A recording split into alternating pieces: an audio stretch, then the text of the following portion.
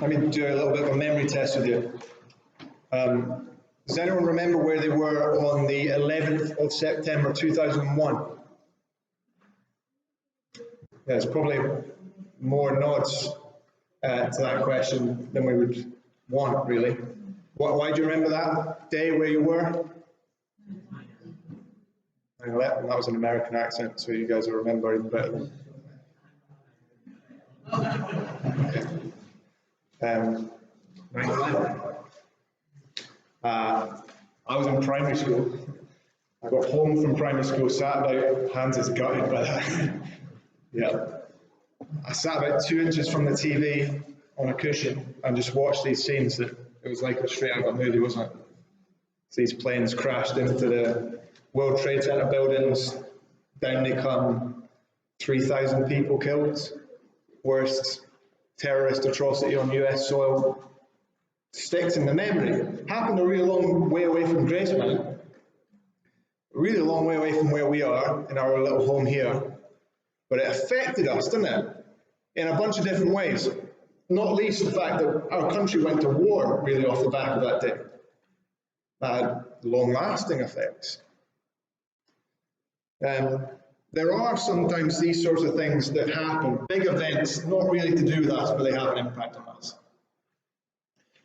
Who's been in Gracemount since 2006? Is anybody in Gracemount in 2006? If I was to say April 2006, would you know what happened? The Marmion pub. Yeah? April 2006, guy walks into the Marmion pub in Gracemount with a sawn-off shotgun, shoots 2 guys, one of them dead. Right? Now I'm guessing most of us probably weren't directly involved with that. I don't think any of us were there on that day, but it's had lasting consequences in our community. There's been more attacks off the back of that day. There's been long-lasting rivalries. There's still talk about people coming out of prison and maybe something's going to happen again. Apart from anything else, our local pub got shut down because it doesn't give you a good reputation if someone gets shot in your pub. And now we've got a Tesco.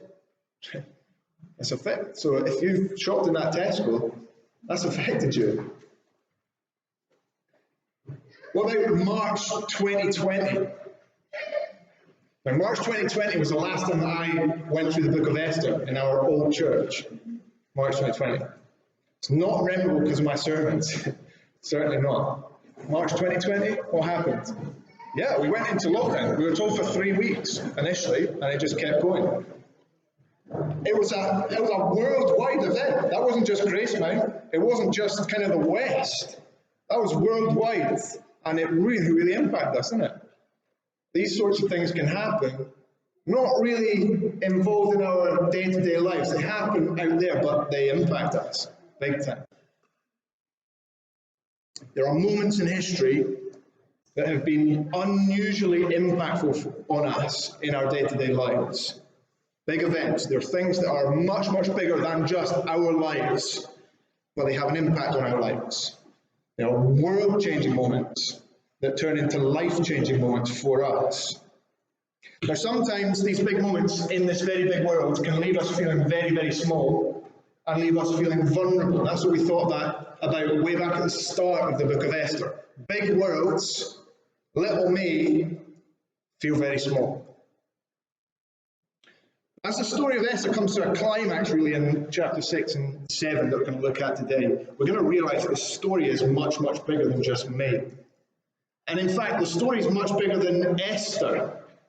The story is bigger than Mordecai. It's bigger than their safety. It's bigger than even the survival of the Jews who were living in these days that we've been thinking about.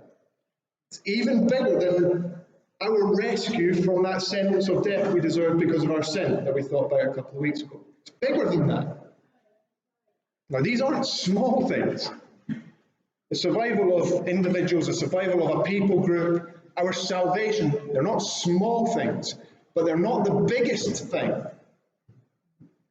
There's actually been a bigger problem in this story that's been there under the surface that we haven't mentioned so far. These people that are under threat in the book of Esther are the Jewish people. They are God's chosen people from the Old Testament. Now, God had made specific promises to these people. These were some of those promises.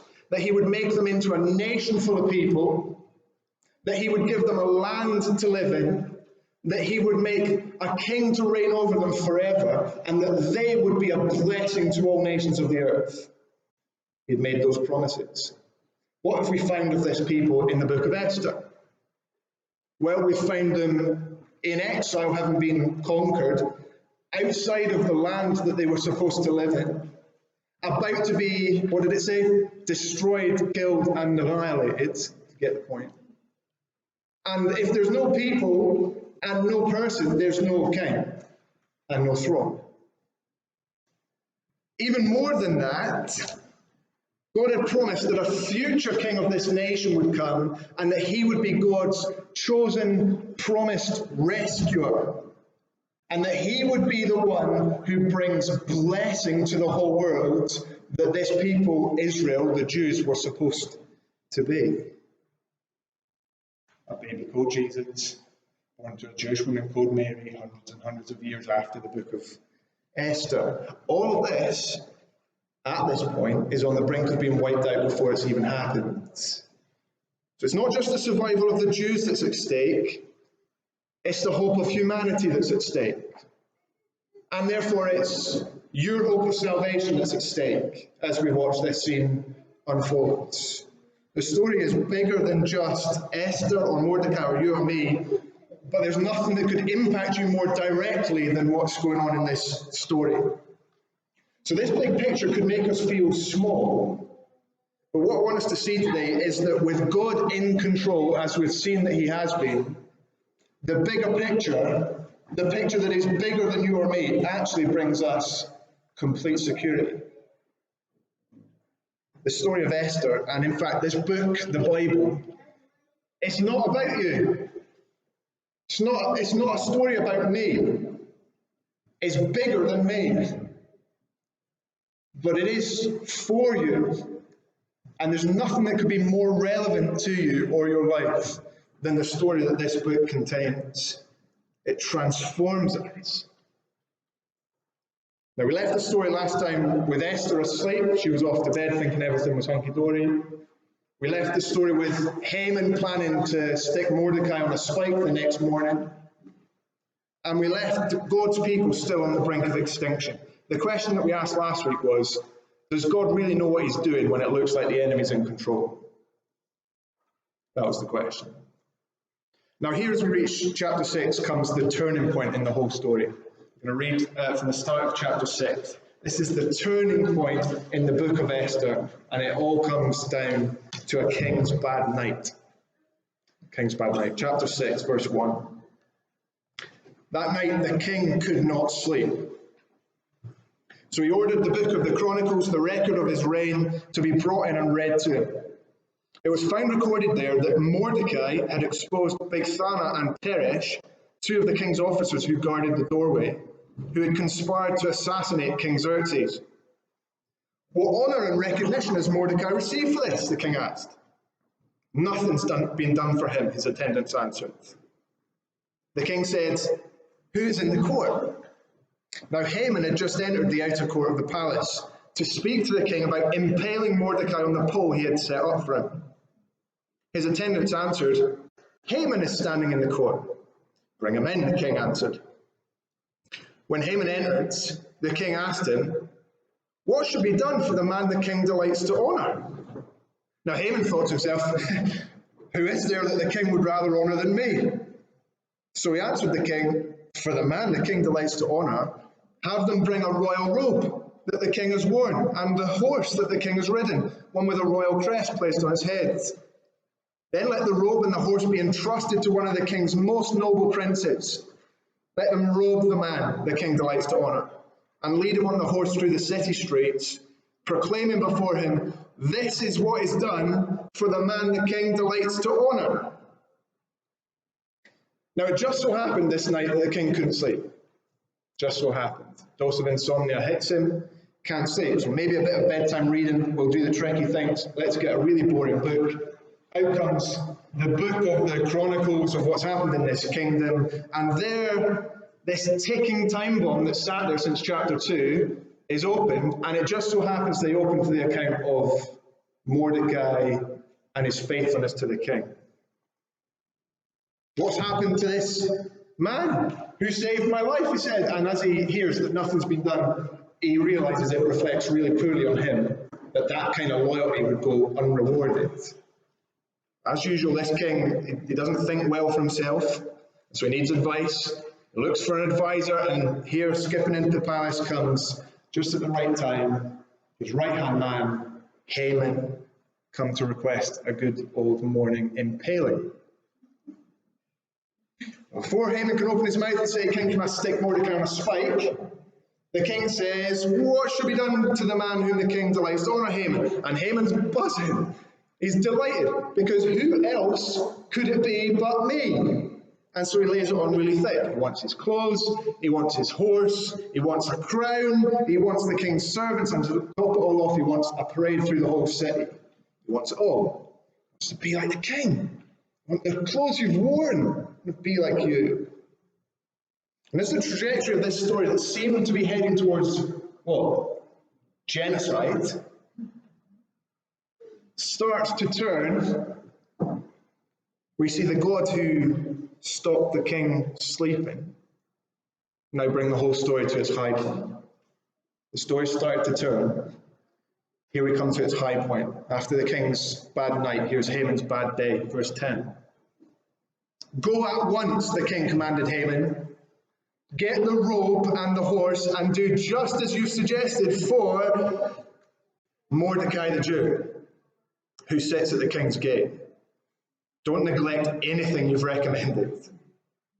So Haman got the robe and the horse. He robed Mordecai and led him on horseback through the city streets, proclaiming before him, and I imagine through gritted teeth, Haman says this, "This is what is done for the man the king delights to honour." Afterward, Mordecai returned to the king's gate, back to work. But Haman rushed home with his head covered in grief and told Zeresh, his wife, and all his friends everything that had happened to him. His advisors and his wife Zeresh said to him, "Since Mordecai, before whom your downfall has started, is of Jewish origin, you cannot stand against him. You will surely come to ruin." While they were still talking with him, the king's eunuchs arrived and hurried Haman away to the banquet Esther had prepared. So here's the punchline. "Hurry," says the king, "go and do it all, everything you said, down to the letter, to Mordecai the Jew." Can you imagine his face as he hears that? Like, so close, but so far. Glory was almost his, but now it's not only given to his mortal enemy, he's got to do it. And he's got to announce to everyone else that this is the man the king delights to honour. He had to parade and dress and take Mordecai through the streets like a cheerleader. That's a bad day at the office for Haman. The outlook is different for Mordecai. What do we see of him? Transformation. He was the one in sackcloth and ashes, in mourning and grief at the start of this episode. Now he is in royal robes. He is lifted from his dust in the floor up onto the back of this horse, and he's paraded in glory and honour. Haman's family figure, you have picked the wrong fight here. It's not a very encouraging house to live in, I don't think, from the sound of things. And as the words are leaving their mouths, the limo arrives to take Haman off to Esther's feast. And Haman's bad day gets a whole lot worse. Verse 1 of chapter 7. "So the king and Haman went to Queen Esther's banquet. And as they were drinking wine on the second day, the king again asked Queen Esther, 'What is your petition? It will be given you. What's your request? Even up to half the kingdom, it will be granted.' Then Queen Esther answered, 'If I've found favour with you, your majesty, and if it pleases you, grant me my life. This is my petition. And spare my people. This is my request. For I and my people have been sold to be destroyed, killed, and annihilated. If we had merely been sold as male and female slaves, I would have kept quiet, because no such distress would justify disturbing the king.' King Xerxes asked Queen Esther, Who is he? Where is he? The man who has dared to do such a thing. And Esther said, an adversary and an enemy, this vile Haman. Then Haman was terrified before the king and queen. The king got up in a rage, left his wine, and went out into the palace garden. But Haman, realizing that the king had already decided his fate, stayed behind to beg Queen Esther for his life. Just as the king returned from the palace garden to the banquet hall, Haman was falling on the couch where Esther was reclining. The king exclaimed, "Will he even molest the queen while she's with me in the house?" As soon as the word left the king's mouth, they covered Haman's face. Then Harbona, one of the eunuchs attending the king, said, "A pole, reaching to a height of 50 cubits, stands by Haman's house. He had it set up for Mordecai, who spoke up to help the king." The king said, "Impale him on it." So they impaled Haman on the pole that he had set up for Mordecai, and then the king's fury subsided. So we saw the first time the king had asked Esther what she wanted last week, and the second time. Here's the third time. "Whatever you want, Esther." And this time she spills the beans, doesn't she? And angry Xerxes said, "Who dared to do this? My wife, who dared?" And it's a bit like, I think, it's a bit like that moment in Scooby-Doo. You've seen Scooby-Doo when they take off the mask and the villain's revealed, and it's this vile Haman. Here he is. You can imagine everyone, their mouths just hanging wide open. The shock. Haman's terrified before the king and the queen, and his over-the-top begging is too much for the king. And Haman's bad day gets much worse because there just so happened to be a 23-meter-high pole there for him to be stuck on. So Haman's impaled on that spike. And then it really is rounded off, this scene, in the first 2 verses of chapter 8. That same day, it says, King Xerxes gave Queen Esther the estate of Haman, the enemy of the Jews. And Mordecai came into the presence of the king, for Esther had told how he was related to her. The king took off his signet ring, which he had reclaimed from Haman, and presented it to Mordecai, and Esther appointed him over Haman's estate. Haman is defeated, he's hanging in the air, stuck on a spike, but this isn't the end of the story. After victory over their enemy, there's also exaltation for the hero. The king gives all of Haman's estate over to Esther, and she puts Mordecai over it all. Mordecai gets the signet ring, which is the symbol of authority and power that Haman used to have. Guess what? Mordecai is now the right-hand man of the king. It has been flipped on its head. Exaltation now follows victory. There's been a turning point. There's been a high point. What's the point? What's the point for you and me?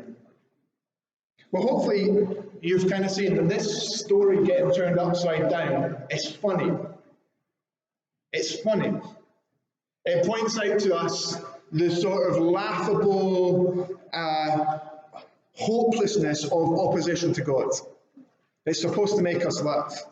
No matter what things look like, God always prevails.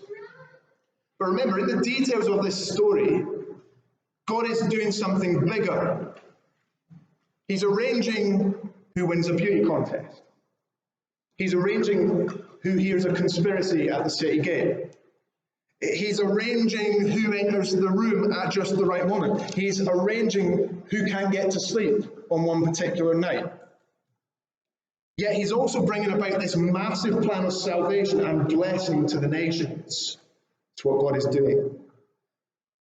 And there's a kind of rest and reassurance to be experienced in the fact that as we live through our little complex, detailed, messy lives, this little part of this big story with all of its ups and downs that we live through, that God is doing something bigger than you, that's also for you.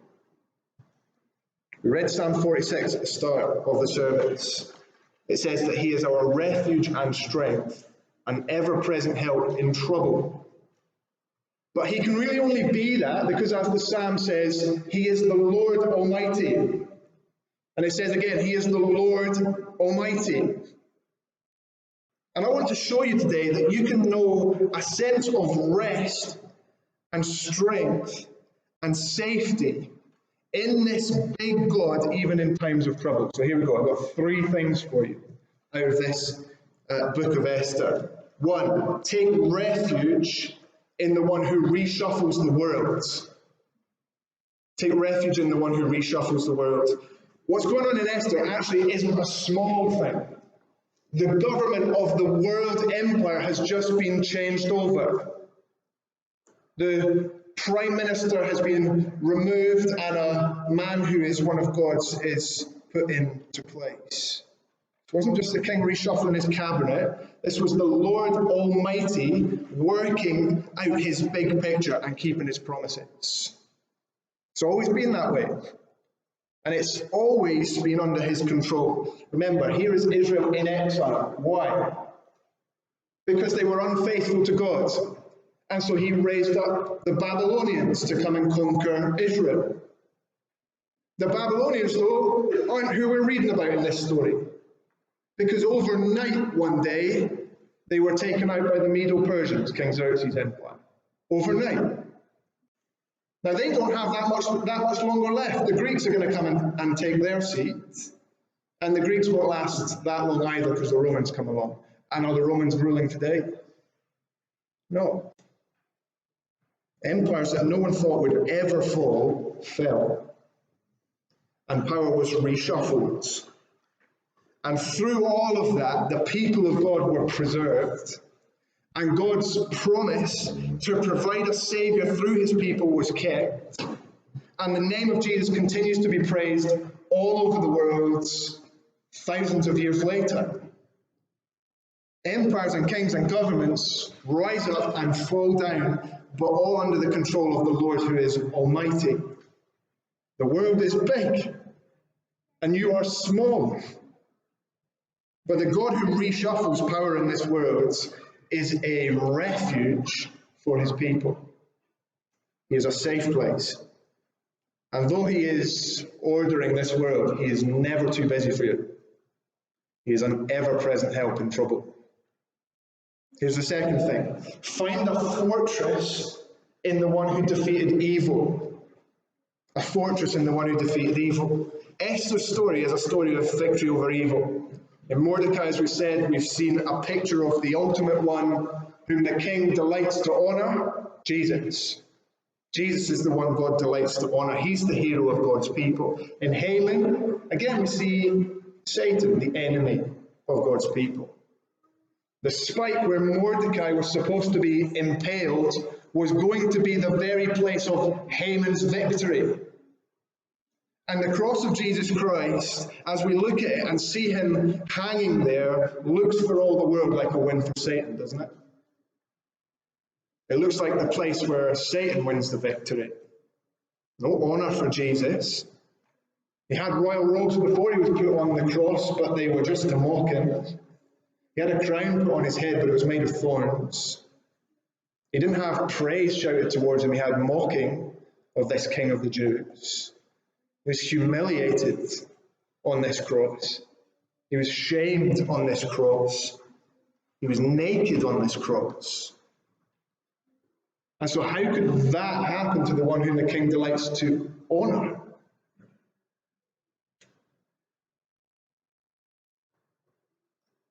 If God was in control, how could that happen? If this was God's chosen hero, had the plan all failed? But Esther would teach us that God does things that only God can do. And he turns things and he brings things to a high point. And so what looked like certain defeat was actually victory for Jesus. Haman's own spike secures his defeat, and Christ's death on the cross secures his victory over Satan. It says later in the Bible that by his death, Jesus disarmed the powers and authorities, making a public example of them. It says in the book of Hebrews, by his death, he destroyed the one who had power of death. Haman's friends were very right. His defeat was inevitable because he picked a fight with God. and not one piece of his perfect plan will fail. And what that means for you today is that whatever trial you may be facing today, and whatever trial might come tomorrow, it's exactly the trial that you're meant to face. It's not an accident, and it's not out with his control. It is exactly what you're meant to face. But God is a strong fortress for you in that trial. He is one who can enable you to stand. And even if it's a really, really deep valley, the darkest moment in the whole of history turned out to be the moment of greatest victory. That is what we see in the cross. Now, if you're anything like me, as we read the book of Esther, you really lay into Haman. He's a fool, right? He's a fool. He's boastful, he's got a big ego, he's really self-centered, he's proud, and he's got nobody to blame but himself. Here's the problem though. I've lived a lot of my life like that, and I still do. I can think way more of myself than my sinfulness deserves. I can grasp after adulation and want people to praise me. I can be much, much quicker to say words of praise about myself than to seek the glory of God. I can be entitled and I can crave honor. And as we read stories like Esther, here's our temptation. Maybe you're different from me. I think this is our temptation. We want to be Esther. But we want to be Esther who's brave and goes in to see the king. We don't want to be the Esther who kind of went along quite happily with the king's really minging beauty pageant. Or we read about Mordecai and we want to be Mordecai. But we want to be the Mordecai who is loyal and who is exalted and honoured. We don't want to be the Mordecai who is cowardly and who tells Esther to keep her identity a secret. Or we want to be just one of the people, the Jews, who are persecuted unfairly by this mean old Haman. But we don't want to be one of the Jews who's in exile because they were idolatrous. You anything like me? If we're honest, actually, we're more like the compromising Esther, the cowardly Mordecai, and the idolatrous Jew. We still want to be the hero, like who? Self-centered Haman. The bright spots that we see in this story, the brave intercession, the unfair persecution, the reward of exaltation, the bright spots that we see in this story, they aren't reflections of us. They're shadows of Jesus. And that's how we should see them. And on the cross, Jesus, he defeated not only the evil out there, though he did defeat the evil out there, he also defeated the evil in here, of which there's plenty. On the cross, he paid the price for what my sins deserve, and his victorious death now brings transformation, turning to my life. Sorrow into joy, it's condemnation into blessing, it's death into life, and it is my sinful life, day after day after day, being turned, my sin being put to death, being made to look more like Jesus. That's what he achieved. Here's a third thing. Be still before the one who God delights to honor. What God is doing in this world brings blessing to us. It does. But it is not ultimately about us. It is bigger than us. Far bigger than us. The ultimate point of all that God's doing, the pinnacle of this plan that we see illustrated in the book of Esther, is the praise of Jesus. That's the point. It is the praise of Jesus. He's the one that God delights to honor. It's about him. The cross of Jesus wasn't the end of the story. Jesus' victory on the cross was a necessary part of his ultimate exaltation. It was a stop on the journey to his rising from the dead and then being raised to the Father's right hand. The death of Jesus was a stop on the journey. It was because of the suffering, in fact, because of the suffering that he endured, that he is now crowned with glory and honor. In the last book of the Bible, the book of Revelation, we get a glimpse into heaven, and we hear something of the song that's being sung to him. Angels are singing, "You are worthy, Jesus, because you were slain." That's why he is worthy, because you were slain. It was planned, it was necessary, and it was to pave the way to his praise. And you know, sometimes, if you're anything like me, sometimes we get so caught up with our lives and what's going on, and the good things in our lives, and the hard things in our lives. And they're not small things, they're big things, but they're not the biggest thing. The biggest thing is the praise of Jesus. And everything in our lives and everything in this world is supposed to lead to the praise of Jesus. Our salvation isn't just because we needed saving. In fact, we didn't deserve saving.